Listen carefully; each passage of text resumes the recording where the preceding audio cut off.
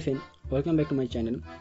तो ये Tom and Jerry का ड्राइंग जो कि मैंने स्केच पेंसिल से ऊपर आउटलाइन स्केच किया था, उस वीडियो का लिंक मैं डिस्क्रिप्शन में दे दूंगा, तो आप लोग देख लीजिए उस वीडियो को।